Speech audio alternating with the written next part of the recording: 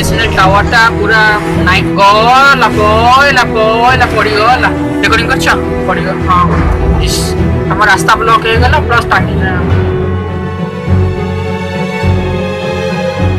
ನಮಸ್ಕಾರ ಸ್ನೇಹಿತರೆ.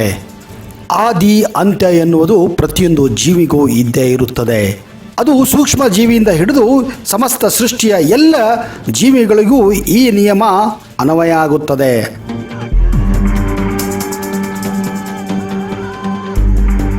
ಅಂತ್ಯ ಸಮೀಪವಾಗುವ ಮುಂಚೆ ಈ ಸೃಷ್ಟಿಯು ನಮಗೆ ಕೆಲವೊಂದು ಸಂಕೇತಗಳನ್ನು ಕೂಡ ಕೊಡುತ್ತದೆ ಹಾಗೂ ತೋರಿಸುತ್ತದೆ.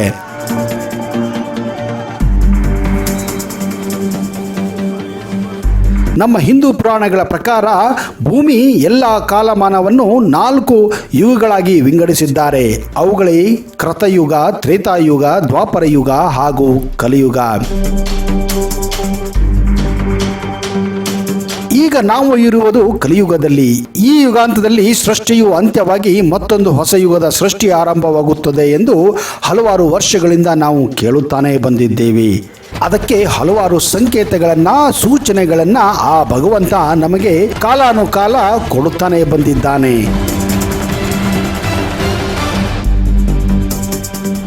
ಅದು ಕಲ್ಕಿಯ ವಿಷಯವೇ ಆಗಿರಬಹುದು, ಸುನಾಮಿಯ ವಿಷಯವೇ ಆಗಿರಬಹುದು, ಅಥವಾ ಭೂಮಿಯ ಮೇಲೆ ಸೂರ್ಯನ ತಾಪ ಹೆಚ್ಚುವ ಸಂಕೇತವೇ ಆಗಿರಬಹುದು. ಇದಕ್ಕೆ ಹಲವಾರು ಉದಾಹರಣೆಗಳು ಕರೋನಾ ವೈರಸ್ಸೇ ಆಗಿರಬಹುದು. ಇಂತಹ ಹಲವಾರು ಉದಾಹರಣೆಗಳನ್ನು ನಾವು ನೋಡುತ್ತಾನೆ ಇದ್ದೇವೆ, ಅನುಭವಿಸುತ್ತಾನೆ ಇದ್ದೇವೆ. ಆದರೆ ಆಶ್ಚರ್ಯಕರವಾದ ಸಂಗತಿ ಏನೆಂದರೆ, ಮಹಾರಾಷ್ಟ್ರ ರಾಜ್ಯದ ಅಹಮದ್ನಗರ್ ಜಿಲ್ಲೆಯ ಒಂದು ದೇವಾಲಯದಲ್ಲಿ ಕಲಿಯುಗದ ಅಂತ್ಯಕ್ಕೆ ಹೇಳುವ ಒಂದು ನಿಗೂಢವಾದ ಹಾಗೂ ನಿಖರವಾದ ಸಂಕೇತವನ್ನ ಅದು ತಿಳಿಸುತ್ತದೆ. ಹಾಗಾದರೆ ಆ ದೇವಸ್ಥಾನ ಏನು ಹೇಳುತ್ತದೆ? ಅದರ ಅರ್ಥ ಏನು? ಅದರ ರಹಸ್ಯ ಏನು? ಆ ದೇವಾಲಯ ಎಲ್ಲಿದೆ ಎನ್ನುವ ಸಂಪೂರ್ಣವಾದ ಮಾಹಿತಿಯನ್ನು ಈ ವಿಡಿಯೋದಲ್ಲಿ ನಿಮಗೆ ಕೊಡಕ್ಕೆ ಹೋಗ್ತಾ ಇದ್ದೀನಿ. ಒಂದು ವೇಳೆ ನೀವು ಈ ಚಾನಲನ್ನು ಇನ್ನೂ ಸಬ್ಸ್ಕ್ರೈಬ್ ಮಾಡದೇ ಇದ್ದರೆ ದಯವಿಟ್ಟು ಸಬ್ಸ್ಕ್ರೈಬ್ ಮಾಡಿ, ಜೊತೆಗೆ ಬೆಲ್ ಐಕನ್ ಕೂಡ ಪ್ರೆಸ್ ಮಾಡಿ.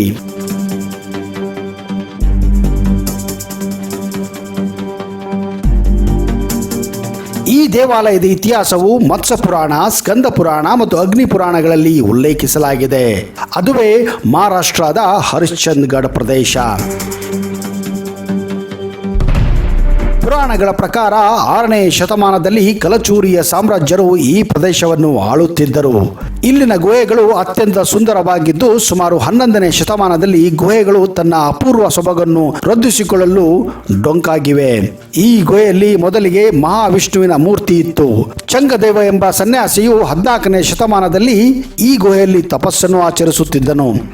ಅಲ್ಲಿನ ಹರಿಶ್ಚಂದ್ರೇಶ್ವರ ದೇವಾಲಯ ಹಾಗೂ ಕೇದಾರೇಶ್ವರ ಗುಹೆಗಳು ಕೋಳಿ ಮಹಾದೇವ ಎಂಬ ಬುಡಕಟ್ಟಿನ ಜನರ ಅಧೀನದಲ್ಲಿತ್ತು. 1747ರಲ್ಲಿ ಮರಾಠರು ಈ ಪ್ರದೇಶವನ್ನು ಆಕ್ರಮಿಸುತ್ತಾರೆ. ಸಪ್ತತೀರ್ಥ ಪುಷ್ಕರಣಿ ದೇವಾಲಯ ಪೂರ್ವ ಭಾಗದಲ್ಲಿ ಸಪ್ತ ತೀರ್ಥವಿದೆ. ಈ ತೀರ್ಥದ ಸಮೀಪ ಮಹಾವಿಷ್ಣುವಿನ ಮೂರ್ತಿ ಇದೆ. ಇತ್ತೀಚೆಗೆ ಈ ವಿಷ್ಣುವಿನ ಮೂರ್ತಿಯನ್ನು ಹರಿಶ್ಚಂದ್ರೇಶ್ವರ ದೇವಾಲಯದ ಗುಹೆಗೆ ವರ್ಗಾಯಿಸಲಾಯಿತು.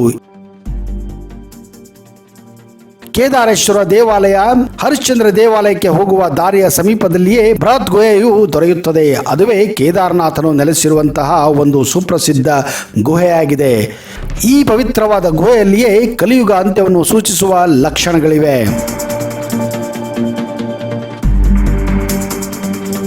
ಕಲಿಯುಗದ ಅಂತ್ಯ ಈ ಕೇದಾರೇಶ್ವರ ದೇವಾಲಯದಲ್ಲಿ ಸ್ಮಶಾನ ರುದ್ರಲಿಂಗ ಸ್ವರೂಪಿಯಾಗಿ ಶಿವನು ನೆಲೆಸಿದ್ದಾನೆ. ಈ ಅದ್ಭುತವಾದ ಲಿಂಗ ಸುತ್ತಲೂ ಜಲಾವೃತಗೊಂಡಿದೆ. ಸುಮಾರು 5 ಅಡಿ ಎತ್ತರ ಇರುವ ಈ ಲಿಂಗ ಒಂದು ಅದ್ಭುತ ಗುಹೆಯ ಒಳಗೆ ಇದೆ. ಇದು ಅತ್ಯಂತ ಅಪಾಯಕಾರಿ ಗುಹೆ ಎಂದು ಕೂಡ ನಂಬಲಾಗಿದೆ. ಇದೇ ಕಾರಣ ಪ್ರವಾಸೋದ್ಯಮ ಇಲಾಖೆ ಈ ಗುಹೆಯ ಒಳಗೆ ಹೋಗಲು ನಿರ್ಬಂಧ ಕೂಡ ಹೇರಿಸಲಾಗಿದೆ. ಆದರೂ ಕೂಡ ಪ್ರವಾಸಿಗರು ಈ ಗುಹೆಯ ಒಳಗೆ ಹೋಗಲು ಪ್ರಯತ್ನ ಪಡುತ್ತಾರೆ ಹಾಗೂ ಕೆಲವೊಂದು ಸಾರಿ ಯಶಸ್ವಿ ಕೂಡ ಆಗುತ್ತಾರೆ. ಇದಕ್ಕೆ ಕಾರಣ ಆ ಗುಹೆಯಲ್ಲಿರುವ ಆ ಅಪರೂಪದ ಲಿಂಗವನ್ನು ದರ್ಶನ ಪಡೆಯಲು. ಈ ದೇವಾಲಯ ಒಳಗೆ ಹೋಗೋದು ಕೊಂಚ ಕಠಿಣವಾಗಿದ್ದು, ಏಕೆಂದರೆ ಅಲ್ಲಿನ ನೀರು ಅತ್ಯಂತ ತಂಪಾಗಿರುತ್ತದೆ.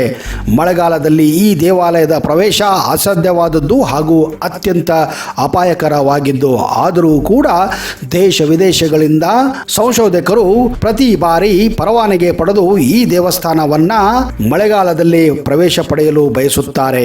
ಕಾರಣ ಆ ಸಮಯದಲ್ಲಿ ಆ ದೇವಸ್ಥಾನದಲ್ಲಿ ಆ ಲಿಂಗದ ಮೇಲೆ ನಡೆಯುವ ಕೆಲವೊಂದು ಅಗೋಚಕರ ಶಕ್ತಿಗಳನ್ನು ನೋಡಲು ಹೋಗುತ್ತಾರೆ. ಈ ಗುಹೆಯ ಅತ್ಯಂತ ಕುತೂಹಲಕಾರಿ ವಿಷಯವೇನೆಂದರೆ ಇಲ್ಲಿರುವ 4 ಸ್ತಂಭಗಳು. ಪುರಾಣಗಳ ಪ್ರಕಾರ ಈ ಒಂದೊಂದು ಸ್ತಂಭವು ಒಂದೊಂದು ಯುಗವನ್ನು ಬಿಂಬಿಸುತ್ತದೆ. ಅವುಗಳೆಂದರೆ ಕೃತಯುಗ, ತ್ರೇತಾಯುಗ, ದ್ವಾಪರ ಯುಗ ಹಾಗೂ ಕಲಿಯುಗಕ್ಕೆ ಸರಿಸಮವಾಗಿವೆ. ಈಗಾಗಲೇ 3 ಸ್ತಂಭಗಳು ಇಲ್ಲಿ ಧ್ವಂಸವಾಗಿವೆ. ಇದಕ್ಕೆ ಕಾರಣ ಆ 4 ಯುಗಗಳು ಈಗ ಅಂತ್ಯವನ್ನು ಕಂಡಿವೆ. ಈ 3 ಸ್ತಂಭಗಳು ಆಗಲೇ ವಿನಾಶವನ್ನು ಕಂಡಿವೆ. ಈಗ ಉಳಿದಿರುವುದು ಕೊನೆಯ ಒಂದು ಸ್ತಂಭ. ಈ ಸ್ತಂಭವೇ ಕಲಿಯುಗಕ್ಕೆ ಸಾಕ್ಷಿಯಾಗಿದೆ. ಕಲಿಯುಗ ಇನ್ನೂವರೆಗೆ ಇದೆ ಎನ್ನುವುದಕ್ಕೆ ಈ ಸ್ತಂಭ ಇಲ್ಲಿ ನಿಂತಿರುವುದು. ಒಂದು ವೇಳೆ ಈ ಸ್ತಂಭ ಬಿದ್ದರೆ ಅದು ಕಲಿಯುಗದ ಅಂತ್ಯ ಎಂದು ಹೇಳಲಾಗುತ್ತಿದೆ. ಕಾಲಕ್ರಮೇಣ ಆ ಯುಗಗಳಲ್ಲಿ ಧರ್ಮವು ನಾಶವಾದಾಗ ಈ 3 ಸ್ತಂಭಗಳು ಉರುಳಿವೆ ಎಂದು ನಂಬಲಾಗಿದೆ. ಆದರೆ ಕೊನೆಯ ಸ್ತಂಭವು ಕೂಡ ದಿನೇ ದಿನೇ ಹಾಳಾಗುವುದನ್ನು ನಾವು ಇಲ್ಲಿ ಕಾಣಬಹುದು. ಇದಕ್ಕೆ ಕಾರಣ ಕಲಿಯುಗದ ಅಂತ್ಯ ಹತ್ತಿರದಲ್ಲಿದೆ ಎಂದರ್ಥ. ಒಂದು ವೇಳೆ ಉಳಿದಿರುವ ಕೊನೆಯ ಸ್ತಂಭ ಉಳಿದರೆ ಪ್ರಪಂಚವೇ ಉರುಳಿ ಹೋಗುತ್ತದೆ. ಅಂದರೆ ಸೃಷ್ಟಿಯ ನಿಯಮ ಪ್ರಕಾರ ಕಲಿಯುಗ ಅಂತ್ಯವಾದಂತೆ. ಈ ಶಿವನ ದೇವಾಲಯ ನಿತ್ಯವೂ ಜಲದಿಂದ ಆವೃತಗೊಂಡಿರುತ್ತದೆ. ಈ ಪವಿತ್ರ ಜಲವು ಗೋಡೆಗಳಿಂದ ಬರುತ್ತದೆ ಎಂದು ವಿಜ್ಞಾನಿಗಳು ಹೇಳುತ್ತಾರೆ. ಈ ಅದ್ಭುತವಾದ ಗುಹೆ ಮಹಾರಾಷ್ಟ್ರ ರಾಜ್ಯದ ಅಹಮದ್ನಗರ್ ಜಿಲ್ಲೆಯ ಹರಿಶ್ಚಂದ್ರಗಢ್ ಬೆಟ್ಟದ ಕೋಟೆಯಲ್ಲಿದೆ. ಮಹಾರಾಷ್ಟ್ರ ರಾಜ್ಯದ ರಾಜಧಾನಿ ಮುಂಬೈಯಿಂದ 180 ಕಿಲೋಮೀಟರ್ ದೂರದಲ್ಲಿದ್ದರೆ ಶಿರಡಿಯಿಂದ 111 ಕಿಲೋಮೀಟರ್ ದೂರದಲ್ಲಿದೆ. ಹಾಗೆಯೇ ಪುಣೆಯಿಂದ 174 ಕಿಲೋಮೀಟರ್ ದೂರದಲ್ಲಿದೆ. ಇನ್ನು ಹುಬ್ಬಳ್ಳಿ ಧಾರವಾಡದಿಂದ ಸುಮಾರು 600 ಕಿಲೋಮೀಟರ್ ದೂರದಲ್ಲಿದೆ. ಸ್ನೇಹಿತರೆ, ಕಲಿಯುಗದ ಅಂತ್ಯದ ಬಗ್ಗೆ ಇಂಥ ಸೂಚನೆಗಳು ಹಲವಾರಿವೆ. ನಿಮಗೇನಾದರೂ ಗೊತ್ತಿದ್ದರೆ ಕಮೆಂಟ್ ಬಾಕ್ಸಲ್ಲಿ ದಯವಿಟ್ಟು ರಿಪ್ಲೈ ಮಾಡಿ. ಅಲ್ಲಿಯವರೆಗೆ ಜೈ ಹಿಂದ್.